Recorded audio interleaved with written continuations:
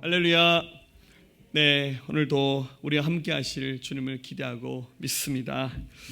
네, 오늘 말씀은 빌립보서 4장 말씀을 통해서 우리는 깐부라는 말씀을 통해서 함께 은혜 나누기를 원합니다.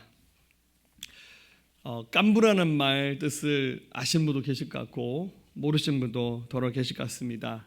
이 말이 요즘에 많이 회자되는 이유는 한국 드라마가 전 세계에 굉장히 인기리에 방영된 적이 있습니다.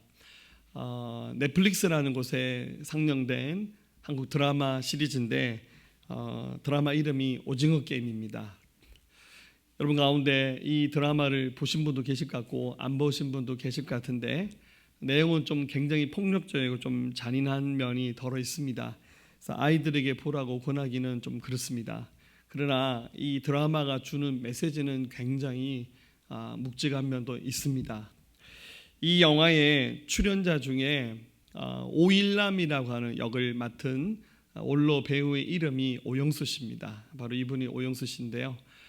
이 드라마에서 열연을 해주셔서 최근에 미국의 골든글로브 시상에서 TV 부분 나무조연상을 한국 사람 최초로 수상을 했는데 이분 나이가 제가 알기로는 80이 다 되신 분입니다.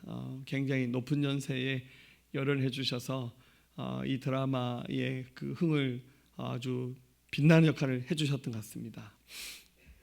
이 드라마 속에서 이 오영수 씨가 또 다른 출연자와 함께 구슬치기를 하는 장면이 나옵니다. 여러분 구슬치기 아시죠?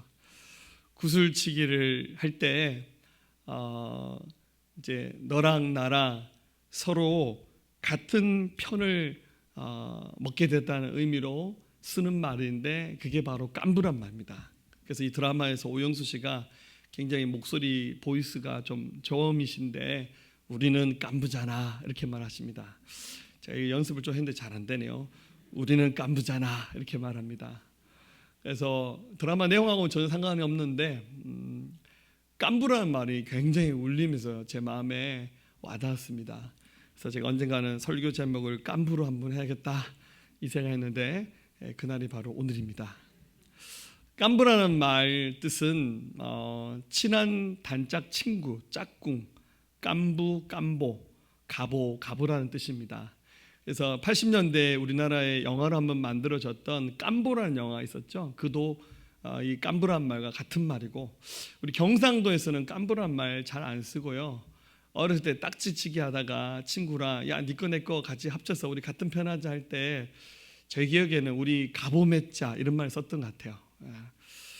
제가 되게 옛날 사람은 아닌데 그래서 야 너랑 나랑 가보 아니냐 하면서 제 딱지를 친구 집에 다 모아놓고 우리 집에 그 보관하면 어머니한테 야단 맞으니까 그래서 친구 집에 제 딱지 구슬 잔뜩 맡겨놓고 너랑 나랑 가보 아니냐 했던 그런 기억이 납니다. 이 말을 여러분과 나누고 싶은 이유는 같은 신앙생활하는 우리 모두 예수님을 섬기는 모든 그리스도인들은 깐부를 맺은 존재들입니다. 그리고 예수님과 우리 역시 깐부를 맺었습니다. 할렐루야. 성경에 나오는 단어는 아니니까 너무 은혜 받지 마시고 우리 주님과 우리는 깐부가 되었습니다. 특별히 우리가 코로나 시대를 겪으면서 참 힘겹게 이겨나고 있습니다. 코로나 시대를 겪으면서 많은 사람들이 교회에 대한 정체성을 잃어버리고 참 많이 방황하는 모습들을 보게 됩니다. 무엇보다도 우리에게 회복돼야 될 것은 바로 교회 공동체의 그 본질인 믿는 사람들이 서로 하나가 되어서 연합하는 그 능력들입니다. 우리가 함께 연합하여서 함께 연결되어 있을 때 우리 안에 더 큰 하나님의 은혜와 능력들이 나타나게 될 겁니다. 자, 함께 깐부를 맺게 된 우리들 안에 하나님께서 계속해서 부어지는 능력들이 있습니다. 물론 이렇게 생각하면 나는 기도할 때 방언도 못하고 내가 기도할 때 뭐 굉장한 능력도 없고 아무것도 없는데 과연 내 안에 그런 능력이 있는 건가? 약간 좀 의아스러울 때가 있잖아요. 저도 마찬가지입니다. 하나님이 막 앞에서 쓰실 때는 제가 생각해도 제가 아닌 것 같아요. 어떻게 하나님께서 이렇게 하시나 깜짝깜짝 놀래요.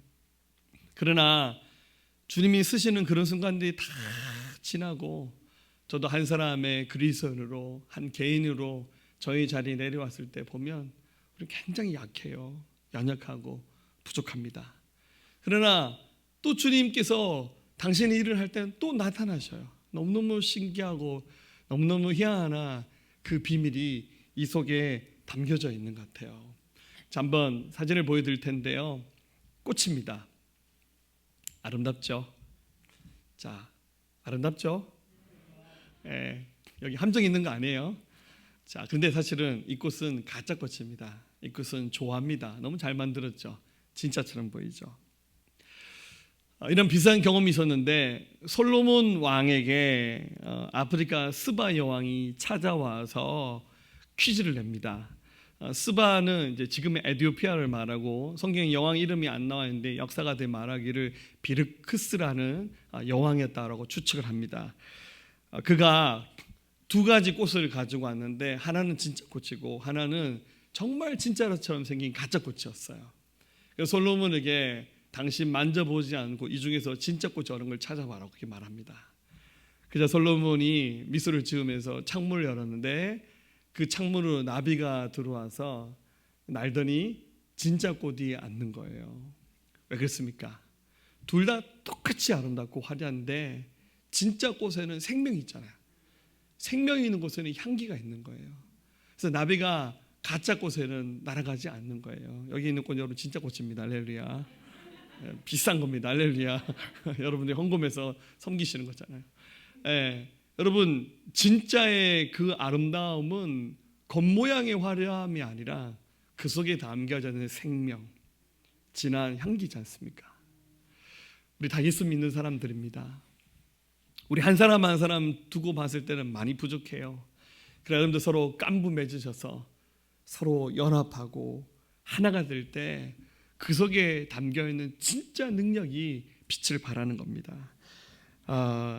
그 스바 여왕이 이렇게 말했습니다. 왕께 말하되 내가 내 나라에서 열왕기상 10장 6절 당신의 행위와 당신의 지혜에 대하여 들은 소문이 사실이로다. 내가 그 말들을 믿지 아니하였더니 이제 와서 친히 본즉 내게 말한 것은 절반도 못 되니 당신의 지혜와 복이 내가 들은 소문보다 더하도다. 당신은 정말 진짜군요. 예수님께서도 이와 비슷한 말씀을 하셨는데 요한복음 13장에서 정말 예수 믿는 사람들의 능력은 다른 것이 아니라 새 계명을 너희에게 주노니 서로 사랑하라. 내가 너희를 사랑한 것 같이 너희도 서로 사랑하라. 너희가 서로 사랑하면 이로써 모든 사람이 너희가 내 제자인 줄 알리라.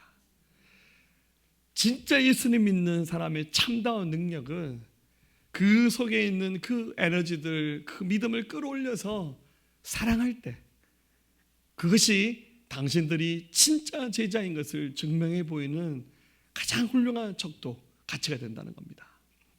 자, 여러분들 우리 안에 예수님 계십니다. 할렐루야. 주님이 우리와 함께합니다. 여러분 우리 안에 있는 그 주님을 이 시간 드러낼 수 있는 시간이 되기를 원합니다. 특히 오늘 이 본문의 말씀을 통해서 정말 예수 믿는 사람들이 가지고 있는 진짜 능력이 뭔가, 또 그 능력을 증명해 보이고 드러내야 될 그 능력이 무엇인가, 이 말씀을 통해서 은혜 받기 원하는데 세 가지로 정리해 봤습니다. 첫 번째는 우리 안에 있는 믿음입니다. 우리 안에 믿음이 있어요. 할렐루야. 우리 예수 믿는 사람들의 정체성이 뭡니까? 예수님을 믿는 믿음이지 않습니까? 그래서 우리 예수 믿는 사람은 상황과 환경이 어찌하든 간에 거기 개의치 않고 거기에 흔들리지 않고 항상 믿음으로 말하고 생각하고 행동하는 사람이 그게 믿음의 사람이에요. 그게 그리스도입니다. 우리가 가지고 있는 진짜 믿음은 어떤 상황이 있어도 흔들리지 않고 그 믿음을 드러내는 겁니다.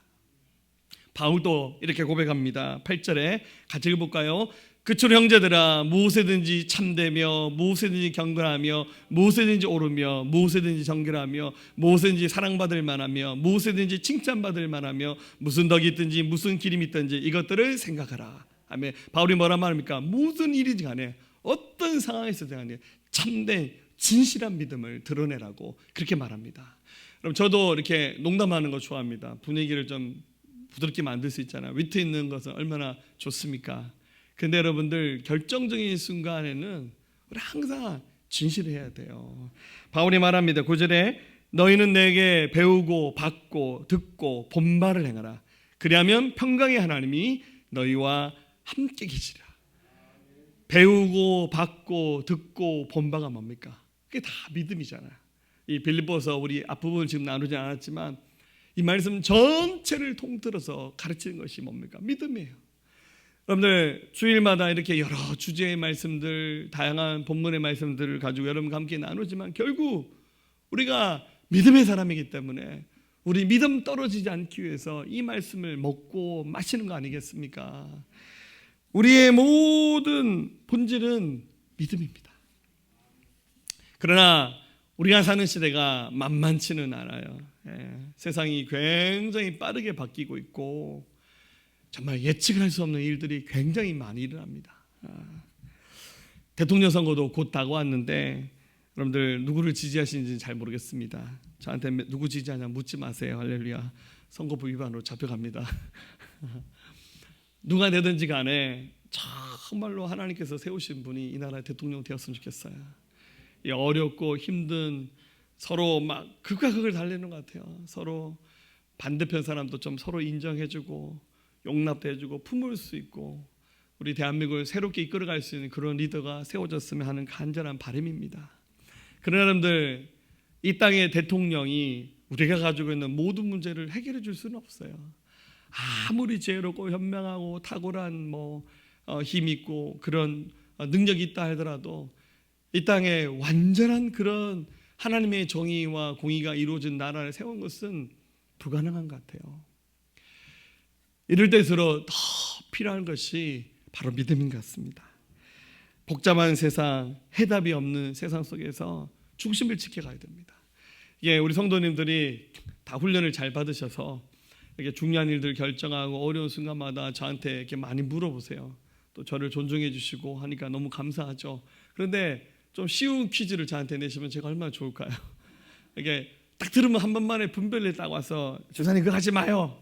이거 하세요. 또 본인들도 그런 걸 기대하고 물으시니까 그러면 좋겠지만 때로는 들으니까 저도 전혀 답을 못 찾겠는 그런 어려운 문제를 제게 물을 때도 많습니다. 그때 기도가 절로 나오죠. 하나님 어찌하면 좋습니까? 어떻게 할까요? 예. 기도에도 좀 답이 잘 떠오르지 않는 어려운 난제들이 굉장히 많습니다. 그러나 분명한 원칙이 있습니다. 모든 것을 믿음으로 하고 하나님을 기쁘시게 드리는 것. 우리 안에 그런 믿음이 있지 않습니까? 예. 하나님께서 아브라함이라는 사람을 부르셨는데요. 이 사람 자기 동네에서 나름 괜찮게 살았어요. 재산도 좀 모아서 소떼 양떼 키우는 목축하는 일을 했는데 스라에 자식은 없었어요. 나이가 75세가 되었습니다. 적지 않은 나이입니다. 근데 하나님이 어느 날 그를 부르시면서 아브라함아 아브라함아 창세기 12장 1절 여호와께서 아브라함에게 이르시되 너는 너의 고향과 친척과 아버지의 집을 떠나 내가 내게 보여줄 땅으로 가라. 내가 너로 큰 민족을 이루고 내게 복을 주어 내 이름을 창대하게 하리니 너는 복이 될지라. 여러분 같은 이런 말씀 들으면 할렐루야 하시겠죠. 여러분들 사람이 나이가 들면 들수록요 더 안정적으로 살고 싶어요. 나이 들어서 이사 가는 것도 어렵고요. 어디 낯선 곳에 가는 것도 힘들고요. 안 가던 식당 가는 것조차도 힘들어요. 심지어 안 읽던 성경 읽는 것도 힘들어요. 할렐루야. 그러지 마시고 교회 옮기는 건 더 힘들고 그렇잖아요. 근데 여러분들 하나님이 도시를 옮기는 정도가 아니라 아예 국가를 바꿔서 이민을 가라는 거예요. 근데 그게 적은 나이가 아니잖아요. 그리고 거기가 정확히 어딘지도 몰라요. 그런데 스라의 자식도 없어요. 집에 있는 종들밖에 없어요. 하나님이 하신 말씀이 너로 큰 민족이 이루고 내게 복을 주어 너 이름을 창대하게 하리라. 네가 복 그 자체가 될 거라고. 하나님 말씀은 기가 막히지만 내가 처하고 있는 현실은 너무너무 절박한 거예요. 하나님 이거 될까요? 불가능할 것 같은데요. 그렇지만 기도하면 할수록 하나님의 음성이 더 선명하게 들리고 더 크게 울리는 거예요. 아브라함아, 아브라함아, 머뭇거리지 마라, 지체하지 마라. 그래서 어느 날 그 주님의 말씀에 자기 경험, 지식들 다 내려놓고 순종하여서 하나님 지시한 땅으로 가지 않습니까? 그래서 정착한 땅이 지금의 팔레스타인 땅이고 지금의 이스라엘이 되었고 그의 후손이 지금의 이스라엘 나라를 민족을 만들었지 않습니까? 그 순간 믿음으로 하지 않고 하나님 그런 게 어디 있어요? 하나님 이거 계산이 안 맞고 이치 안 맞아요. 하나님이 실수하셨어요. 이렇게 묻고 따졌더라면 역사는 기록되지 않았고 아마 어쩌면 하나님이 아브라함이 아닌 다른 사람을 통해서 우리 단군 할아버지를 통해서 하셨으면 얼마나 좋았을까. 다른 역사가 기록되지 않았겠습니까? 그러나 힘들고 어려워도 적어도 자기 안에 있는 그 믿음을 끌어올리면서 순종하며 나갔을 때 기적이 나타났습니다. 여러분 안에 다 믿음이 있어요. 할렐루야. 여러분들 그 믿음이 막 병자를 고치는 능력의 믿음이 아니라 할지라도 주님을 신뢰한 믿음이 있다면 여러분 그 믿음을 드러내시는 여러분 되시기를 주님의 이름으로 축원합니다. 두 번째입니다.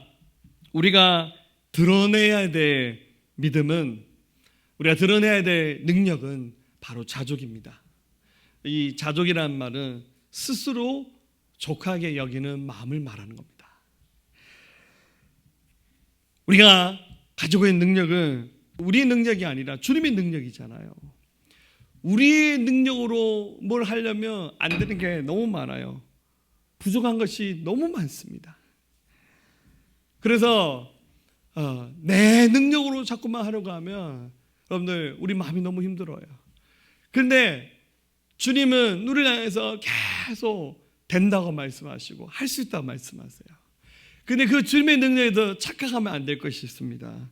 주님의 능력하면 기도하면 하늘 문이 활짝 열려져서 돈다발이 막 떨어지고 기도하면 막 하늘에서 불이 떨어져서 엘리야의 그 갈매산에서 기도처럼 막 송아지 샘물이 타듯이 기적이 나타나고 그것만이 꼭 능력이라고 생각하면 안 돼요.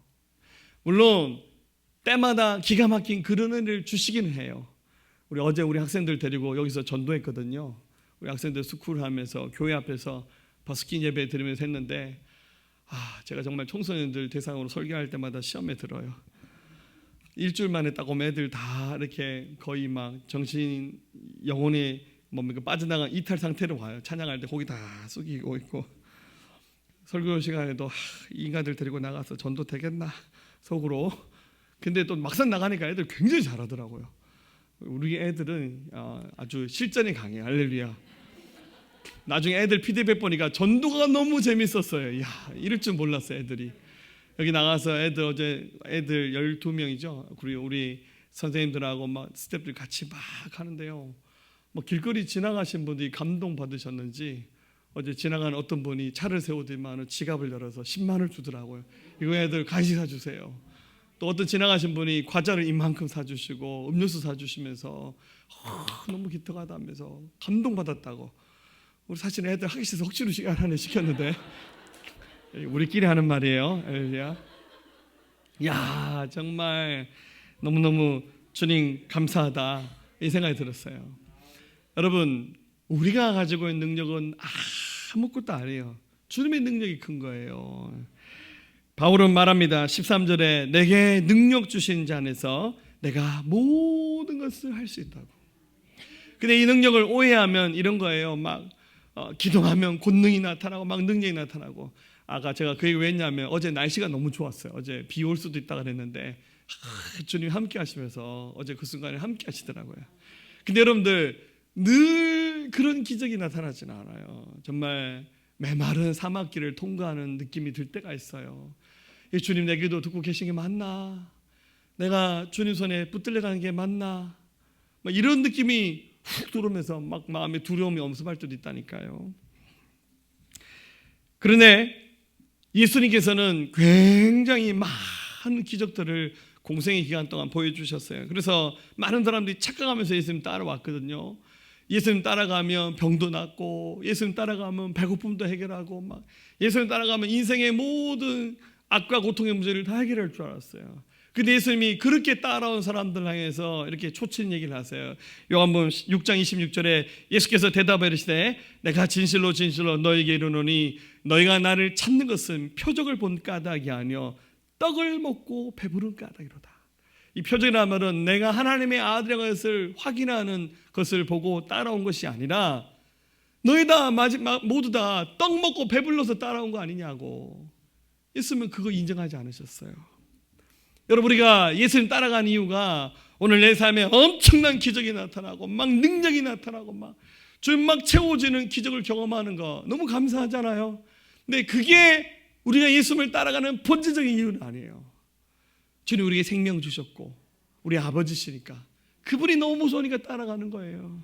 그래서 좀 부족한 건 많고 내 뜻대로 안 되는 건 너무 많아도 우리 주님 바라보면서 주님 그래도 괜찮아요. 그리 아니하실지라도 괜찮아요. 주님 없어도 괜찮아요.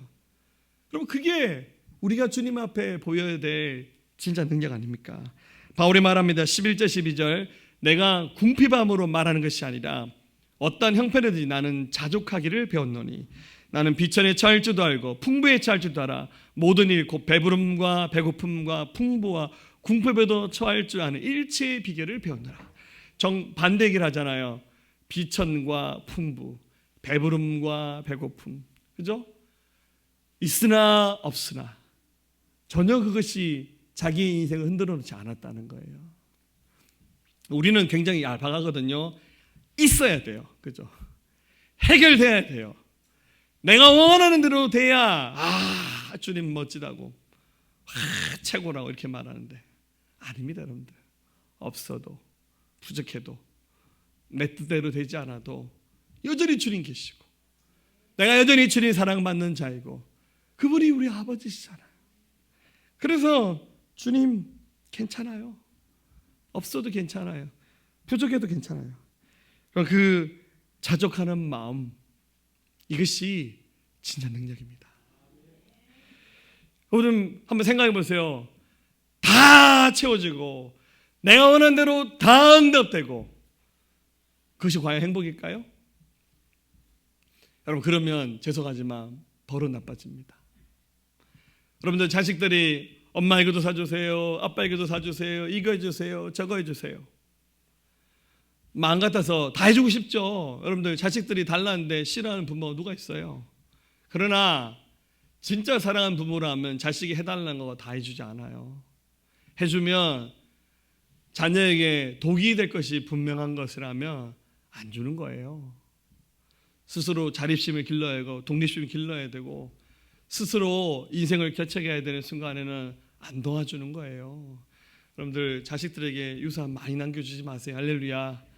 다 저에게 주세요. 할렐루야. 제가 주님 나라에서 열심히 쓸게요. 예. 여러분들 다 응답해주고 다 채워주는 거 그건 절대 주님의 뜻이 아니에요. 그 부족한 부분을 통해서 주님 배워가고 특히 오늘 말씀처럼 자족하는 것을 배우는 거예요. 없는 것에서 감사하는 것을 배우는 거 그게 바로 믿음 아니겠습니까? 여러분 이 말씀의 기록자인 바울이 어떻게 살았습니까? 바울이 벼락부자로 살았을 것 같죠? 아니요. 맨날 깡통 차고 살았어요. 선교사인데 뭐 집이 있습니까? 그리고 뭐 맨날 여행 다녀야 되는데 뭐 집에다가 옷을 뭐 칸칸이다가 채워놓고 드레스룸 만들고 그럴 수 없잖아요. 신발 뭐 몇 켤레씩 사서 가방에다가 신발 2켤레 3켤레 달고 다닙니까? 그냥 한 켤레씩 있다가 떨어지면 버리고 또 한 켤레 사는 거예요. 옷 한 벌 입고 살다가 아이고 너무 더럽네 이거 떨어졌네 그냥 버리고 새 옷을 한 벌 사서 그것만 입고 다니는 거예요. 인생을 2개 3개 막 누리면서 사는 게 아니에요. 또 바울은 결혼하지 않는데 독신으로 살았으니까 처자식도 없잖아요. 이게 이제 굉장히 자유롭다는 의미지만 이게 또 사람이 고독하고 외로움이 밀려올 때는 그 외로움이 뼛속에 사무치잖아요. 그렇지만 어떡합니까? 이겨내는 거예요. 여러분 바울에게는 또 핸디캡도 있어요. 지병이 있었어요. 성경을 기록한 사람들이 아무도 바울의 지병을 얘기하지 않아. 왜냐하면 서로가 불편하니까 말하지 않는 거예요. 가족 신화와 같은 거예요. 바울에게 핸디캡이 있었는데 고린도후서 12장에 보면 그가 이것이 내게 떠나가기를 간절히 3번이나 기도했다는 말씀이 나오잖아요. 그런데 여러분, 바울이 기도하면 병자가 나았다니까요. 바울이 기도하면 죽은 사람이 살아나는 기적이 나타났어요. 근데 자기 몸에다 손대고 하나님 이 병 좀 고쳐주세요, 저 좀 살려주세요, 주님의 일할 때마다 이게 뭡니까? 그런데 하나님 뭐라 하셨습니까? 고린도서 12장 9절에 나에게 이르시되 내 은혜가 내게 족하도다. 이는 내 능력이 약한 데서 온전하게 지밀하신지라. 그러므로 도리어 크게 기뻐함으로 나의 여러 약한 것에 대하여 자랑하리니 이는 그리스도의 능력이 내게 머물게 하려 함이라. 바울아, 내게 준 은혜가 이미 족하다. 미안하지만 이것을 통해서 네가 더 강해질 수 있고 이것을 통해서 주님의 영광이 나타날 수 있다는 거예요. 그래서 어떻게 합니까? 우씨 하나님 이룰 수 있는 거예요? 이게 아니라 어떻게 합니까? 주님 모든 것을 주님을 신뢰하고 믿으면서 주님 저는 자족한 자로 살겠습니다. 부족하지만 그 있는 것에 더 감사하며 살겠습니다. 10절에 그러면서 바울이 그렇게 고백하면서 나갔습니다. 저와 여러분들이 하나님 앞에서 이렇게 자족할 줄 아는 마음을 여러분 능력으로 삼으셔서 그 자족한 마음 여러분들 드러내시기를 주님의 이름으로 축원합니다. 여러분 많은 사람들의 간증이 서로 도움이 될 것 같아요. 나도 그랬어. 당신도 그랬군요. 집사님도 그랬네요.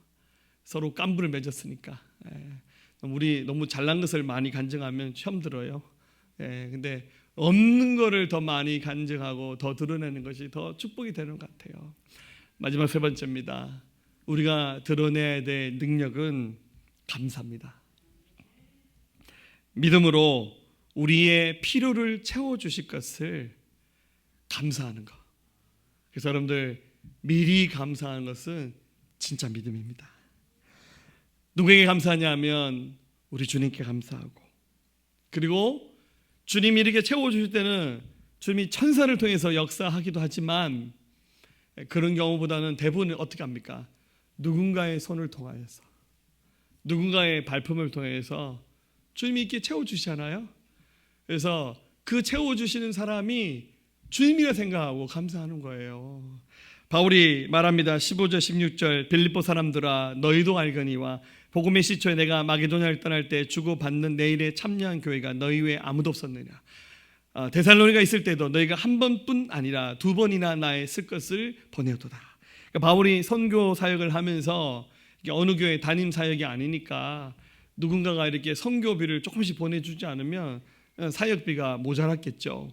근데 특별히 이 빌립보 교회가 바울에게 많은 선교 헌금을 보내는 역할을 했던 것 같아요. 그래서 바울이 마게도냐 있을 때나 데살로니가 있을 때나 너희가 적어도 한 2번 이상 나를 도와줬는데 내가 너무너무 고맙다. 바울이 그렇게 말하면서 주님께 감사, 그리고 통로 역할을 해준 사람에게 감사하는 거예요. 여러분 감사를 반복하고 또 감사를 믿음으로 올려드릴 때 하나님께서 그것을 보시면서요, 야, 참 잘한다. 우리 그 중심을 잊지 않겠어요? 여러분들 보면 굉장히 작은 것으로 선행을 하고 채워줘도 감사를 풍성하게 하는 사람이 있고, 굉장히 많은 걸 해줘도요 감사할 줄 모르는 사람이 있어요. 저는 지금까지 살아오면서 목회하면서 공부할 기회가 참 많이 있었는데요, 지금 생각해 보면 공부할 때마다 참 주님께서 많이 채워주셨어요. 제가 대학교를 대전으로 다녔거든요. 대전에 하숙을 했는데 하숙집 주인이 그 근처에 다니는 교회 집사님이셨어요. 대전의 한성교회라고 그 교회 집사님이셨는데, 지금 생각해 보면 제가 대학생이니까 20살 때 우리 집사람이 이제 30대 후반이었던 것 같아요. 지금 나이를 계산해 보니까 새댁이죠. 근데 진짜 열심히 사셨어요. 얼마나 열심히 사셨냐면 어느 날 하숙집 아주머니가 아침밥 차려주고는 하루 종일 한 번도 집에 안 들어오고는 그 전기 요금 나온 고지서 있잖아요. 그거 이제 배달하는 일을 알바로 하시더라고요. 그래서 우리 집사님에게 집사님 그거 한 장 나르면 얼마냐? 그러니까 한 장 나르면 100원 떨어진대요. 그러니까 아침에 아침밥 많이 드시고 나가서 하루 종일 점심도 안 드시고는 하루에 그거 한 2,000집을 돌리고 오신대요. 그러니까 2,000집 돌리면 얼마입니까? 계산이 안 나오네요. 예, 그렇게 하루에 2,000집이 아니고 한 달에 한 달에 그 수천 집을 해서 그거 제가 보면 그때 당시 한 100만 원도 안 되는 돈이었는데 그 하고 나니까 얼굴 새까맣게 타서 오시더라고요. 그리고 우리 좀 아주머니 좀 약간 살이 좀 찌셨는 편이었는데 그거 아르바이트 하지만 살이 쏙쏙 빠져. 그래서 집사님 그거 좀 하지 마세요. 아저씨가 돈 벌으면 되잖아요. 예. 근데 우리 그 집사님에게 제가 참 은혜를 입었는데요. 제가 대학교 4년을 그 집에서 하숙을 했거든요. 한 집에서 저희는 한번 시작하면 같은 집에 계속 살아요. 1학년 딱 마치고 2학년 딱 올라갈 때 우리 하숙집 우리 주인 집사님이 창학생은 우리 집에서 하숙비 내지 말고 그냥 살아. 에? 내가 한 명은 하숙비 안 받아도 살 수 있는데 내가 창학생 꼭 도와주고 싶다고. 멀리서 왔다 갔다 차비도 많이 드는데 그 하숙비 받아서 차비하라고 그러시더라고요. 그래서 제가 하숙비 받는 거를 절반만 우리 집사님에게 드렸어요. 드리고 집사님 이거 다 안 드리면 제가 마음이 힘들 것 같아요. 절반만 받으세요. 절반은 제가 왔다 갔다 교통비로 쓸게요. 그래서 제가 나머지 3년 동안요 하숙비 안 내고 그 집에서 얹혀 살았어요. 기생충이었습니다. 할렐루야. 지금도 생각하니까요 하나님이 그분을 저의 통로자로 쓰셨던 것 같아요. 하숙비만 안 받은 게 아니라 저한테 용돈도 많이 주셨어요. 집에 갈 때마다 장호세 예 감사합니다. 지금도 그분 기도하고 있어요. 감사해야죠. 지금도 제가 공부를 하고 있잖아요. 지금 박사 과정을 하고 있는데 이제 논문을 쓰고 있는데 이제 공부한 지 한 3년이 넘었는데요. 논문을 언제 다 쓸지 모르겠습니다만은 사실 이제 제가 우리 교회 딱 개척하기 전에 공부해야겠다 생각하고 우리 교단 신학교가 대전에 있잖아요. 대전에 가서 교수님 만나서 저 공부할 테니까 교수님께 공부하게 해주세요 했더니 교수님이 시험 문제도 미리 가르쳐 주시고 서로 짜고 치는 거죠. 그래 와서 공부하시라고. 근데 학교를 못 갔어요. 딱 준비하는 타이밍에 우리 교회를 개척했거든요. 그래서 개척교회 목사가 무슨 공부냐, 시간도 없고 돈도 없고. 그러다가 이제 제가 지금 공부하고 있는 우리 미국의 미드웨스턴 신학교에다가 원서를 썼어요. 원서 쓸 때 우리 사모님도 얘기 안 하고 어플라이를 했는데 다행히 합격했어요. 근데 이제 등록금도 비싸고 시간도 안 되는데 이게 할까 말까 고민하다가 제가 1년 동안 등록을 안 했어요. 주님 뜻이라면 이 부분도 채워주시고 주님 이끄심을 받게 해주십시오. 학교에서 연락 왔어요. 일주일 내로 등록 안 하면 입학 취소됩니다. 근데 딱 일주일 남겨놓고요. 우리 어떤 집사님이 전화가 오셨어요. 누군지 말씀 안 드리겠습니다. 우선 왜 학교 등록 안 하냐고. 그게 이게 내가 목사님 학비 보태드리려고 돈을 준비했는데 얘기 안 해서 못 줬다고. 그래서 그걸 쏴주셔서 제가 등록을 했어요. 할렐루야. 그러고 난 다음에 지금 3년 넘게 공부하고 있는데요. 한 번도 제가 등록금을 낸 적이 없습니다. 작년부터 교회에서 한 학기 등록금도 주셨지만 하나님께서 채우시더라고요. 너무너무 감사하죠. 근데 여러분 그게 주님의 손이라고 믿어요. 여러분 모든 일들 가운데 넘쳐나는 일도 있고 부족한 일도 있어요. 내 뜻대로 되는 것도 있고 안 되는 것도 있어요. 거기에 점수 매기지 마시고 우리 하나님의 사람들은 감사하는 거예요.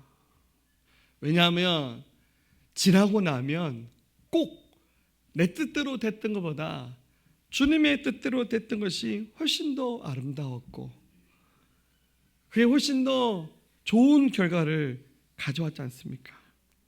그래서 여러분들 우리 예수 믿는 사람들이 진정으로 드러내야 될 그 능력은 어떤 상황과 환경에 있어도 주님을 신뢰한 믿음 흔들리지 않으면서 감사하는 겁니다. 코로나 시대가 길어지고 있습니다.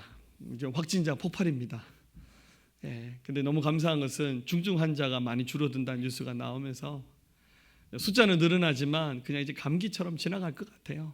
이제 백신 맞는 분도 많이 계시고 뭐 안 맞았다 하더라도 병원 가서 치료하면 웬만큼 다 낫는 이제 병이 되어서 코로나 팬데믹이 얼마 지나지 않아서 이제 종식되리라고 믿습니다. 할렐루야.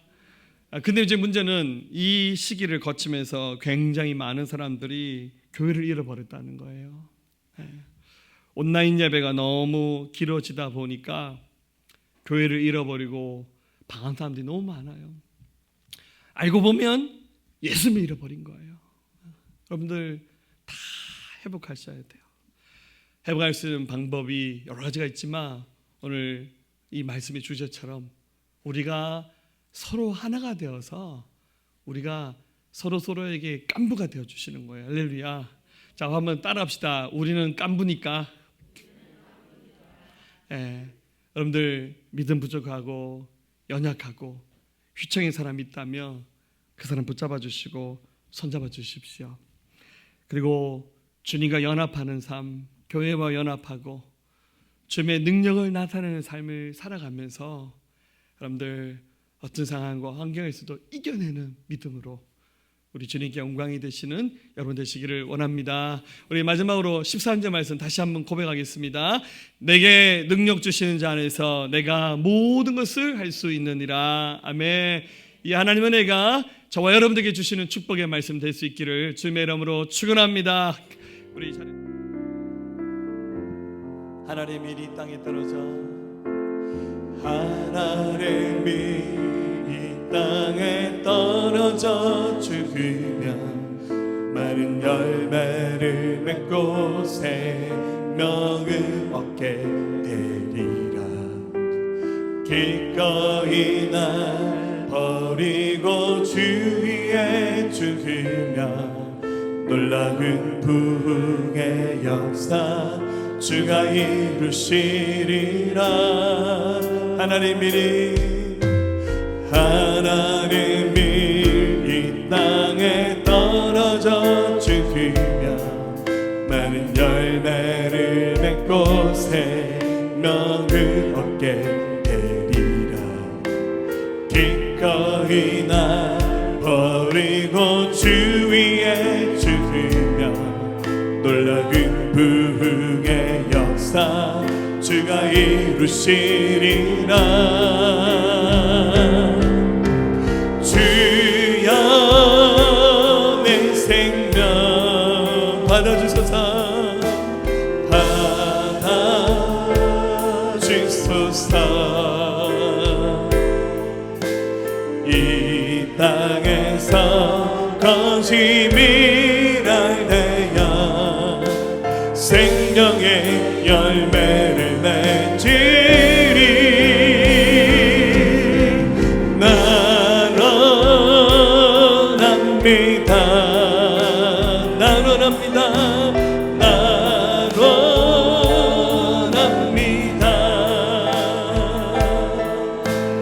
모든 권리 주께 드리노니 아버지의 뜻 이루소서. 우리 다시 고백하겠습니다. 하나님이 이 땅에 떨어져 죽으면 많은 열매를 맺고 생명을 얻게 되리라. 기꺼이 날 버리고 주 위에 죽으면 놀라운 부흥의 역사 주가 이루신. 자, 우리 손들고 갑시다. 주여 내 생각, 주여 내 생각 받아주소서. 받아주소서.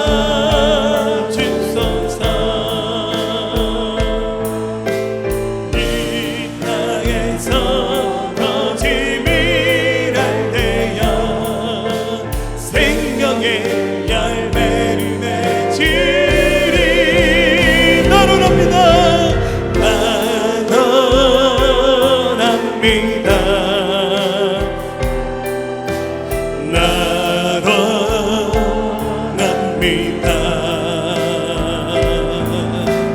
모든 권리 주께 드리노니 아버지의 뜻 이루소서. 하나님 미랄로 우리 부르시는 거룩한 주님의 위대한 부르심 그때를 향하여 우리 달려갈 때 영원한 하늘에 영광 보게 되리. 주여 내 생명